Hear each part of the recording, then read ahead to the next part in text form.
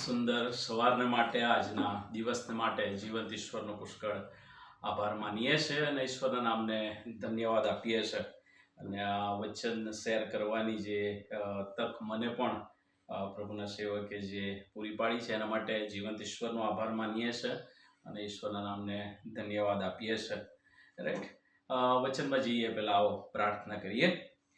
અમારા જીવંત અને ભલા ઈશ્વર, આપણોમાં તમારી પાસે આવીએ છીએ અને પ્રભુ આભાર માનીએ છીએ કારણ કે આ સમય તમે અમને આપ્યો છે અને તમારા લોક તરીકે જ્યારે પ્રભુ અમે બેઠા છીએ તમારું વચન લઈને ત્યારે પ્રાર્થના કરીએ છીએ. આ વચન તમારું છે, અમે તમારા છે અને આ સમય પણ તમારો છે. ત્યારે વિનંતી કરીએ છીએ પ્રભુ, તમે તમારી સમક્ષતામાં પ્રભુ અમારી સાથે વાતચીત અને વ્યવહાર કરો. અને પ્રભુ આજે જે વચન તમે અમારા માટે રાખી મૂક્યું છે એ સમજવાના માટે કૃપા આપો.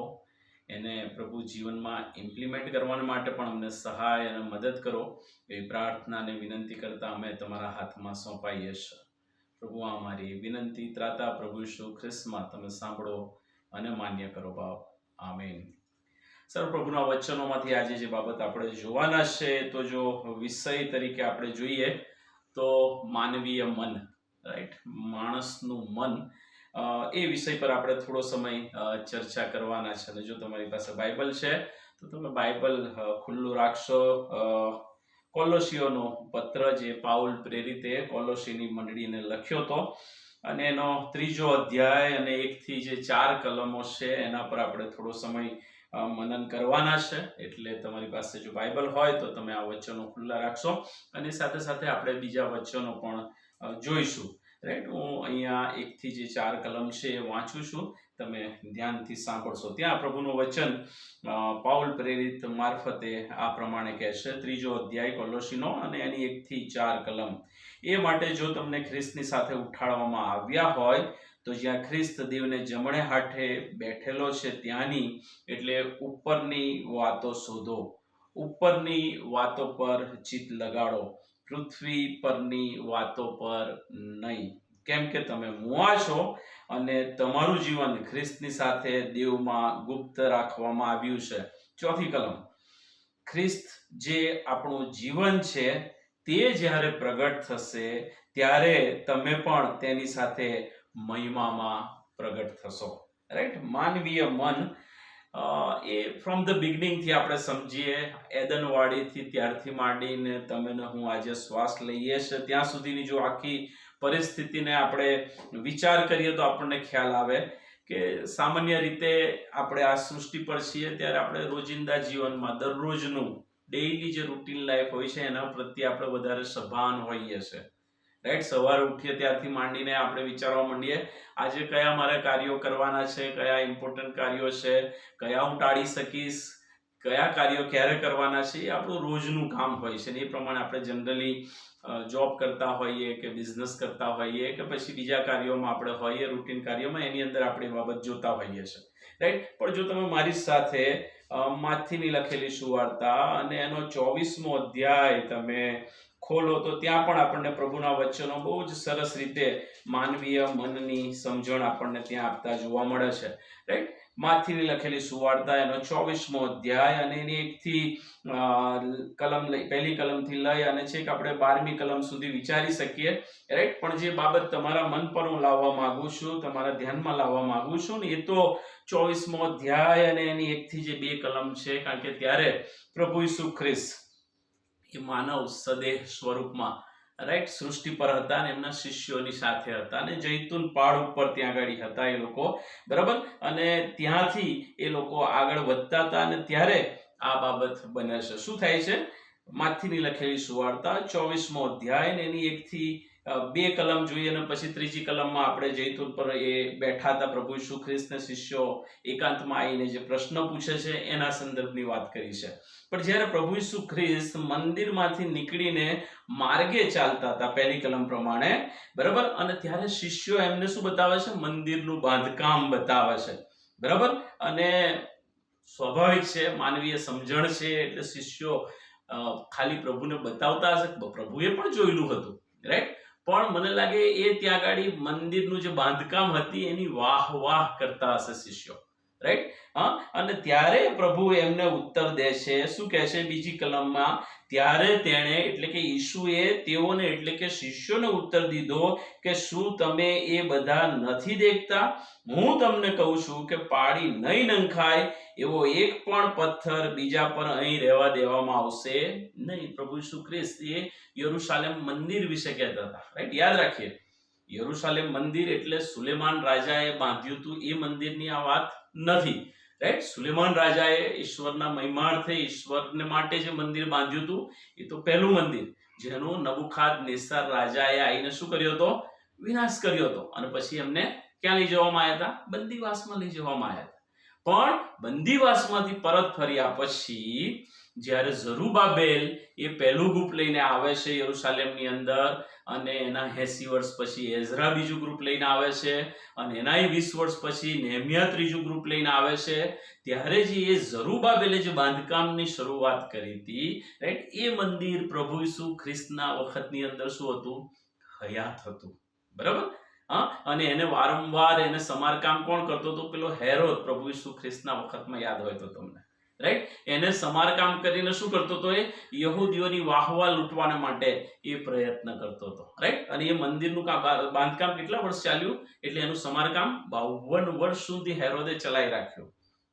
રાઈટ, અને એ રીતે એ જેને કહેવાય કે સિમ્પથી યહૂદીઓની એ જીતી રહેલો. રાઈટ, અને એવા સમયે આ શિષ્યો એ પ્રભુ ઈસુ ખ્રિસ્તને એ મંદિર બતાવે છે અને એના બાંધકામ વિશેની વાત કરે છે. એટલે પ્રભુ એને કહે છે કે આ એક પથ્થર પર બીજો પથ્થર રહેવા દેવામાં આવશે નહીં. કેમ? કારણ કે તમે હું જાણીએ છીએ. કેમ? કારણ કે વચનોમાં લખેલું છે. આજથી 2000 વર્ષ પહેલા એ બાબત બની ગઈ. એટલે વર્લ્ડ હિસ્ટ્રી એટલે કે ઇતિહાસ પણ ગવાહ છે કે પછી શું બન્યું.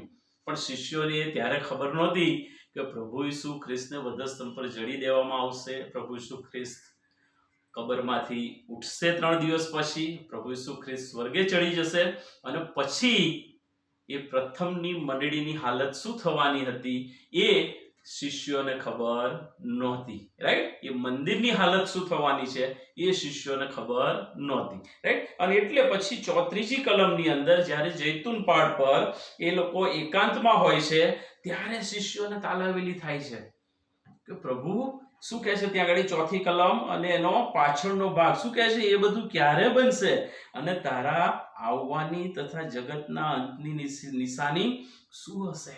રાઈટ, પ્રભુએ કીધું કે આ જે તમને બહુ જ સરસ લાગે છે મંદિર, પણ કે છે એનો એક પથ્થર પર બીજો પથ્થર રહેવા દેવામાં આવશે નહીં. અને એટલે હવે એમને ઇંતજારી થઈ કે પ્રભુ આ બધું ક્યારે બનશે. અને જો તમે 24મો અધ્યાય આખો વાંચો તો ત્યાં ગાડી પ્રભુ એ શરૂઆત કરે છે અને કહે છે, શું કહે છે? સાવધાન રહો. 4થી કલમમાં તમને કોઈ ભૂલાવે નહીં. બરાબર. અને પછી પ્રભુ એમને તમે આખો 4થો અધ્યાય વાંચો, 24મો અધ્યાય વાંચો તો આપણને ત્યાં ગાડી ભવિષ્યમાં જે બીનાઓ બનવાની હતી એની પ્રભુ ત્યાં ગાડી શું કરે છે? ભવિષ્યવાણી કરે છે. રાઈટ, અને એ તો સાદી રીતે સમજવા માટે પ્રયત્ન કરીએ તો આપણને સમજાય એવી છે. ત્યાં શું કહેવામાં આવે છે? 15મી કલમ, 24મો અધ્યાય 15મી કલમ. એ માટે ઉજ્જડની અમંગળપણાની નિશાની જે સંબંધી દાનિયેલ પ્રબોધકે કહેલું છે તે જ્યારે તમે પવિત્ર જગ્યાએ ઉભેલી જુઓ, જે વાંચે તે સમજે. રાઈટ, દાનિયેલ પ્રબોધકની જે ભવિષ્યવાણી હતી એને પ્રભુ ઈસુ ખ્રિસ્ત ત્યાં શું કરે છે? એમને યાદ અપાવે છે. રાઈટ, કે દાનિયેલના સમયમાં જે બાબત બની હતી એ ફરી એક વખત શું થવાની છે? રિપીટ થવાની છે. અને એ તો શું થવાનું છે? જ્યારે મંડળી એક ગગનગમન થઈ જશે ત્યારે કોણ પ્રગટ થશે? ખ્રિસ્ત વિરોધી પ્રગટ થશે. અને ખ્રિસ્ત વિરોધી પ્રગટ થશે એ સાથે આ બધી જ બીનાઓ બનવાની શું થશે? શરૂઆત થશે. અને એટલે જો તમે 32મી કલમ વાંચો તો ત્યાં આગળ પ્રભુ એ અંજીરીનું ઉદાહરણ ત્યાં આપે છે. હા, અંજીર રે એ ત્યારના સમયની અંદર એ વિસ્તારની અંદર એ તો ફળદ્રુપ ભૂમિને માટેનું એક જેને કહેવાય કે સૌથી અગત્યનું ને મહત્વનું એવું એ ઝાડ હતું. બરાબર, આજની તારીખમાં પણ છે. જૈતુન છે, અંજીર છે, ખજૂરી છે. એ ત્યારના વિસ્તારમાં મધ્ય પૂર્વના વિસ્તારની મુખ્ય પેદાશ છે. બરાબર, અને એના સંદર્ભમાં પ્રભુ ત્યાં એને સમજાવે છે. અને પછી 25મા અધ્યાયની અંદર આપણે આવીએ ત્યાં આગળ પ્રભુ પેલા 10 કુમારિકાની વાત કરે છે. 5 મૂર્ખી અને 5 ડાહી. રાઈટ. અને એ પણ જો આપણે એક્ઝામ્પલ આખું સમજવાને માટે પ્રયત્ન કરીએ, ઉદાહરણ આપણે સમજવાના માટે પ્રયત્ન કરીએ, તો આપણને ખબર પડે કે હું ડાયો છું કે હું મૂર્ખો છું. એ દરેક વ્યક્તિને વ્યક્તિગત લાગુ પડે છે. કેમ? કારણ કે એ કુમારિકાઓ કોની રાહ જોતી હતી? વરને મળવાને માટે તત્પર થઈને બેઠી હતી. તેમાંની 5 કુમારિકાઓ કેવી હતી? તૈયારી સાથેની હતી. અને 5 કુમારિકાઓ કેવી હતી? તૈયારી વગરની હતી. એમણે ટેમ્પરરી તૈયારી કરી હતી. બીજા શબ્દોની અંદર એમની પાસે જે નજીકનું હતું, જે ઇઝીલી અવેલેબલ હતું, એ લઈને જ સીધા વરને મળવાના માટે નીકળી પડ્યા હતા. પણ જે પેલી ડાહી કુમારિકાઓ હતી, એમણે તો જે નજીકનું હતું એ તો ભેગું કર્યું હતું, લાંબુ વિચારીને ભેગું કર્યું હતું. અને એટલે આપણો જે વિષય જે છે એ તો માનવ મન એટલા માટે છે કે આપણે જગત પરનું ભેગું કરવાના માટે તલપાપડ છીએ, કે પછી લાંબા સમય માટેની જે આપણા માટે ઈશ્વરનું જે આયોજન છે, યોજના છે, એના માટેની આપણી તૈયારી છે. કઈ તૈયારી આપણે કરીએ છીએ? જગતનું જે છે, રાઈટ. એટલે આપણે વિચારી શકીએ, આપણે ફાઇનાન્સ માટે બહુ બધું વિચારતા હોય, પ્રોપર્ટીને માટે વિચારતા હોય, બાળકોને માટે શું મૂકીને જઈશું, શું કરીને જઈશું, શું આયોજન કરીશું, એનું આપણે પ્લાનિંગ કરતા હોઈએ છીએ. અને બહુ ડિટેલમાં પ્લાનિંગ કરીએ, એક રૂપિયાની ગણતરી સાથે પ્લાનિંગ કરીએ, કેલ્ક્યુલેશન સાથે, કેલ્ક્યુલેટરથી પ્લાનિંગ કરીએ. પણ ભલાઓ યાદ રાખીએ, આ જીવન પછી પણ જે બીજું જીવન છે એના સંદર્ભમાં ક્યારેય આપણે વિચારીએ છીએ ખરા? આ જીવન તો બળના કારણે 70 વર્ષ ને બળના કારણે કેટલા વર્ષ થાય? 80 વર્ષ થાય, રાઈટ. પણ જ્યારે પેલું જે જીવન છે, એવરલાસ્ટિંગ જીવન, રાઈટ, કે જે અનંતકાળિક જીવન છે, રાઈટ, એના સંદર્ભની અંદર આપણે કેટલું વિચારીએ છીએ એ સમજવાની જરૂર છે, રાઈટ. જો તમે મારી સાથે યોહાનની લખેલી સુવાર્તા, બરાબર, અને એનો આપણે યોહાનની લખેલી સુવાર્તા અને એનો 14મો અધ્યાય જો આપણે જોઈએ તો ત્યાં આગળ પણ બહુ સરસ વાત લખવામાં આવી છે. સોરી, યોહાનની લખેલી સુવાર્તા અને એનો 14મો અધ્યાય, અને ત્યાં પણ બહુ સરસ વાત, ત્યાં આગળ પણ બહુ સરસ વાત લખવામાં આવી છે. આ વચનો જે છે આપણે જનરલી કોઈક વાલાના વિયોગ થયા હોય, મરણ દફન ક્રિયા હોય, એવા સમયે આ વચનો વાંચવામાં આવતા હોય છે. પણ પ્રભુ જે અંગુલી નિર્દેશ કરતા હતા અને શિષ્યોને ત્યારે ઉપલી મેળીની અંદર જે કહેતા હતા, એ તો આ બાબત કહેતા હતા કે તમારા હૃદયોને વ્યાકુળ થવા ન દો, તમે દેવ પર વિશ્વાસ રાખો છો, મારા પર પણ વિશ્વાસ રાખો. મારા બાપના ઘરમાં રહેવાના ઠેકાણા ઘણા છે, નહીં તો હું તમને કહેત, કેમ કે હું તમારે માટે જગ્યા તૈયાર કરવાને જઉં છું. શેની જગ્યા? શેની જગ્યા પ્રભુ તૈયાર કરો? એ અવિનાશી જે મુંગટ તમને ને મને મળનાર છે, સાર્વકાલિક જીવન તમને ને મને મળવાનું છે, એની પ્રિપેરેશન કરવાને માટે પ્રભુ ગયા છે. પણ આપણે એ હૃદયથી સ્વીકારીએ છીએ ખરા? એ હૃદયથી સ્વીકારીએ છીએ ખરા કે મારો પ્રભુ મારા માટે જગ્યા તૈયાર કરવા ગયો છે? મીખા 6 અને 8 બહુ જ સરસ કહે છે. મીખા પ્રબોધક દ્વારા ઈશ્વરના આત્માએ ત્યારે ઇસ્રાયેલ પ્રજા માટે કીધું કે ન્યાયથી વર્તવું, દયાભાવ રાખવો અને તારા દેવની સાથે નમ્રતાથી ચાલવું. એના સિવાય બીજું શું માંગે છે દેવ તારી પાસે? શું માંગે છે? પણ આપણે શું કરીએ છીએ? આ કામમાં દોડાદોડી કરીએ, આ કામમાં દોડાદોડી કરીએ, આ તાલંત આપણું કેટલું લોકોની નજરમાં આવે, મારી કેપેબિલિટી લોકોને કેવી રીતે દેખાય, એ સર્વિસીસમાં આપણે પડી જઈએ છીએ. પણ ઈશ્વર સાથેનો જે આપણો જીવંત સંબંધ છે એને આપણે શું કરીએ છીએ? ભૂલી જઈએ છીએ, એને ઇમ્પોર્ટન્ટ આપતા નથી. અને એટલે વાલાઓ, ઈશ્વર સાથે જો દૈનિક સક્રિય સંબંધ હશે તો આ વચનો ખરા અર્થની અંદર આપણા માટે સાર્થક સાબિત થશે, રાઈટ. જો તમે કોલોસીઓનો પત્ર તમે કાઢો ને એનો 3જો અધ્યાય અને એની પહેલી, બીજી, ત્રીજી અને ચોથી કલમ આપણે તો વાંચીએ તો ત્યાં પણ આ જ લખેલું છે, રાઈટ. જે આપણે પહેલા વાંચ્યું, બિગનિંગમાં વાંચ્યું, ત્યાં શું કહેવામાં આવ્યું છે, રાઈટ, કે 3જો અધ્યાય કોલોસીનો પત્ર એનો 3જો અધ્યાય અને એની 1 થી 4 કલમની અંદર પ્રભુ બહુ સ્પષ્ટ કહે છે પાઉલ દ્વારા કે ઉપરની વાતો પર ચિત્ત લગાડો, જગતની વાતો પર નહીં. બીજા શબ્દોની અંદર અહીંયા જેટલું એકઠું કરવા માંગીએ છે ને એ ટેમ્પરરી છે. એ કીડા ખાઈ પણ જશે અને કાટ પણ ચડી જશે, સિઝનલ કાટ પણ ચડી જશે. પણ જે ઉપરનું જે ભેગું કરીશું ત્યાં કોઈ ચોર ખાતર નથી પાડવાનો, કે કીડા કાટ નથી ખાવાના, કાટ નહીં ખાઈ જાય, કે કીડા ત્યાં ગાડી કોતરી નહીં કાઢે, રાઈટ. અને એટલે વાલાઓ આપણે ઉપરની વાતો પર ચિત્ત લગાડવાની જરૂર છે. પણ માનવીય મન એવું છે ને આપણું કે આપણે ટેમ્પરરી વિચારીએ છીએ, પેલી 10 કુમારિકાઓની છે. બીજું એક એક્ઝામ્પલ આપણને પણ પ્રભુએ આપ્યું છે. જો તમે મારી સાથે એ ખોલો વચન તો તમને ખ્યાલ આવે. માથીની લખેલી સુવાર્તા અને એનો 7મો અધ્યાય. રાઈટ. આપણે જાણીએ છીએ 5, 6 અને 7 એ પહાડ પરનું ભાષણ છે. રાઈટ. અને એટલે જ્યારે આપણે જોઈએ છે 7મો અધ્યાય અને એની 24મી કલમથી, તો એ તો મને લાગે આપણે નાનપણથી રાઈટ એ બાબત તો શીખતા આવ્યા છે, સમજતા આવ્યા છે. અને કદાચ એવું બને કે સૌથી પહેલું એક્ઝામ્પલ આપણે આ જ સમજ્યા હોય જીવનમાં. એ તો કયું? એક માણસ ખડક પર ઘર બાંધે છે અને એક માણસ રેતી પર ઘર બાંધે છે. બંનેનો ઇન્ટેન્શન શું છે? ઘર બાંધવાનું. એક ખડક પર બાંધે છે, બીજો રેતી પર બાંધે છે. તમે વિચારી શકો છો કે કોને કેટલો શ્રમ પડ્યો હશે એમાં. કોને કેટલો શ્રમ પડ્યો હશે? જેણે ખડક પર ઘર બાંધ્યું હશે એની પાસે લિમિટેડ સોર્સિસ હશે અને પુષ્કળ એને શ્રમ વેઠવું પડ્યું હશે. અઘરું પડ્યું હશે ખડક પર પાયો ખોદતા, ખડક પર બધો સામાન ચડાવતા, ખડક પર તકલીફો પુષ્કળ પડી હશે. પણ એને ખબર છે કે જ્યારે રેલ આવશે, જ્યારે વરસાદ આવશે, જ્યારે તોફાનો આવશે, ત્યારે ખડક પર બાંધેલું ઘર કેવું થશે? સુરક્ષિત રહેશે. પણ બીજું એક્ઝામ્પલ આપણે જોઈએ છે ને, એ તો ક્યાં બાંધે છે? રેતીમાં ઘર બાંધે છે. એના માટે રિસોર્સિસ બહુ જ ઇઝીલી અવેલેબલ હશે, રાઈટ. અને એણે સરસ રીતે ઝડપથી ઓછી મહેનતની અંદર બહુ જ સરસ રીતે એણે ઘર બાંધ્યું હશે. ઘર તો બંને બાંધ્યું. પણ જ્યારે રેલ આવી, જ્યારે વરસાદ આવ્યો અને જ્યારે વાવાઝોડું આવે, ત્યારે આપણે વિચારી શકીએ છીએ આ બંને ઘરની સ્થિતિ કેવી હશે અને કોણ ટક્યું હશે અને કોણ સર્વનાશ થઈ ગયું હશે. ઘર શેના માટે બાંધવામાં આવે? આપણા વાલાઓને માટે, સ્વજનોને માટે, આપણી આવનાર પેઢીને માટે. અને એ જ બાબત અહીંયા પણ લાગુ એટલી જ પડે છે કે આપણે આત્મિક જે આપણો વારસો જ્યાં એકઠો કરવા માંગીએ છીએ, એ ખડક એટલે કે પ્રભુ ઈસુ ખ્રિસ્ત જે મુખ્ય સ્ત્રોત છે એના પર આપણે એકઠો કરીએ છીએ કે પછી જે નકામી બાબત છે, જે ટેમ્પરરી છે, જગીકતા જેને આપણે કહીએ, આંખોની લાલસા, દેહની વાસના અને જીવનનો અહંકાર, એ બધી બાબતો પર આપણે ઘર બાંધીએ છીએ. ક્યાં ઘર બાંધીએ છીએ? જેણે ખડક પર ઘર બાંધ્યું એને ડાહ્યાની ઉપમા આપવામાં આવી અને જેણે રેતીમાં ઘર બાંધ્યું એને મૂર્ખ કહેવામાં આવ્યો. બંને ઇન્ટેન્શન સરખો હતો, પણ પેલો ભાઈ જે રેતીમાં ઘર બાંધે છે એ પોતાની જાતને છેતરી રહેલો.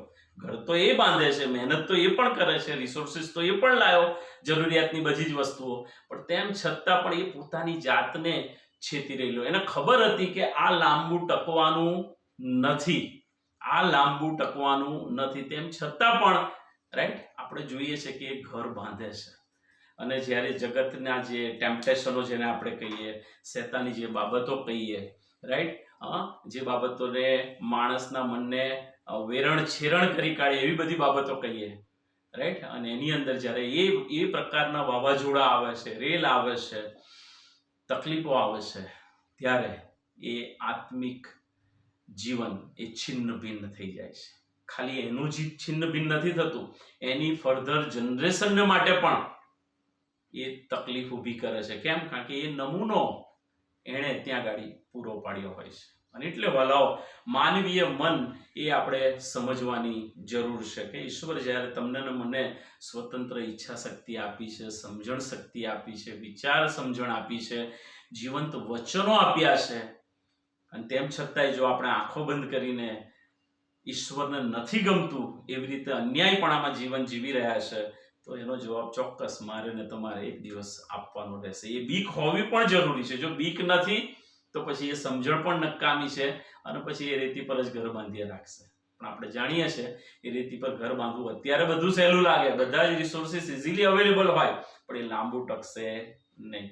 પ્રભુ આપણને આપણી ભાષામાં આપણને સમજાય એવા એક્ઝામ્પલ સાથે આ વચનોની અંદર તમને ને મને સમજાવે છે કે જેથી આપણે આ બાબતો સમજીએ, જીવનમાં ઇમ્પ્લિમેન્ટ કરીએ અને જીવન મારું ને તમારું તો આશીર્વાદિત થાય, ફર્ધર જનરેશન, આપણી પેઢીઓ પણ એમાં શું થાય?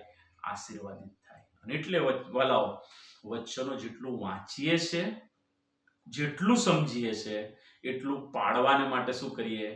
યત્ન કરીએ. રાઈટ? જો આપણે પાડીશું તો આપણે જીવન પામીશું.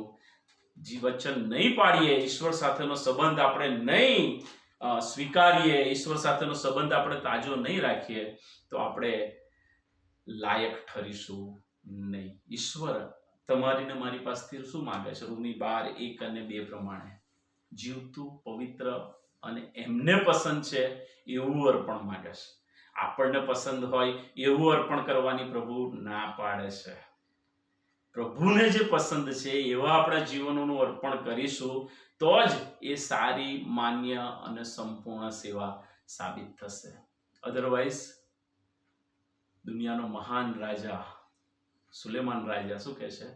વ્યર્થતાની વ્યર્થતા એ સઘળું વ્યર્થ છે. એ સૃષ્ટિ પરનું 70 વર્ષનું, 80 વર્ષનું આયુષ્યનું જીવન જીવવું, સૃષ્ટિ પરનું બધું ભેગું કરવું, બધો માન, મર્તબો અને બધી શેઠ સાહેબી જે પણ કહીએ બધું જ ભેગું કરવું એ શું છે? વ્યર્થ છે, જો ઈશ્વરની નજરમાં તમે ને હું કૃપા નથી પામતા તો. રાઈટ? સો પ્રભુ આ વચનો સમજવાના માટે મને ને તમને પુષ્કળ કૃપા આપે, સહાય કરે કે જેથી આપણું જે માનવીય મન છે, જે ચંચળ મન છે, એને આપણે કંટ્રોલમાં રાખીને ઈશ્વર જે મારી ને તમારી પાસેથી જે અર્પણની, જીવનની જે અપેક્ષા રાખે છે એ મુજબ જીવન જીવી શકીએ. રાઈટ? આવો પ્રાર્થના કરીએ. ભલા ઈશ્વર, આ પળોને માટે તમારો બહુ જ આભાર માનીએ છીએ. તમારા નામને ધન્યવાદ આપીએ છીએ કે પ્રભુ આ વચનો તમે અમારી માતૃભાષામાં અમને આપ્યા છે અને એ ખુલાસા તમે અમને આપ્યા છે. એ પ્રબોધ વાણીઓ પ્રભુ તમે અમને આપી છે. કારણ કે જે રહસ્યો અને જે ગૂઢ વાતો પ્રભુ રાજાઓની આગળ, પ્રબોધકોની આગળ, જ્ઞાની લોકોની આગળ નહોતી ખુલ્લી, એ પ્રભુ આજે અમારી આગળ ખુલ્લી છે. પણ તેમ છતાં પણ જો પ્રભુ અમારી આંખો નથી ખુલ્લી, હજી અમારા હૃદયો પ્રભુ અમે હજી એ જડ રાખ્યા છે, જડ કર્યા છે, તો એના માટે જવાબદાર અમે પોતે ઠરીએ છીએ. કારણ કે તમે અમને દરેક પ્રકારની સ્વતંત્રતા ખ્રિસ્તમાં આપેલી છે. કોઈ બંધનમાં અમે નથી પ્રભુ. ત્યારે પ્રભુ અમારી પ્રાર્થના છે આ જે વચનો અમે શીખ્યા છે, સમજ્યા છે, એને જીવનમાં ઇમ્પ્લિમેન્ટ કરીએ કે જેથી અમારું જીવન વધારે સાર્થક અને આશીર્વાદિત અમારા જીવનો માટે, બીજાઓના જીવનો માટે અને તમારા મહિમાને અર્થે બની રહે એવી પ્રાર્થના કરતા અમારી આ પ્રાર્થના મધ્યસ્થ પ્રભુ ઈસુ ખ્રિસ્તમાં તમે સાંભળો અને સ્વીકાર કરો. આમીન.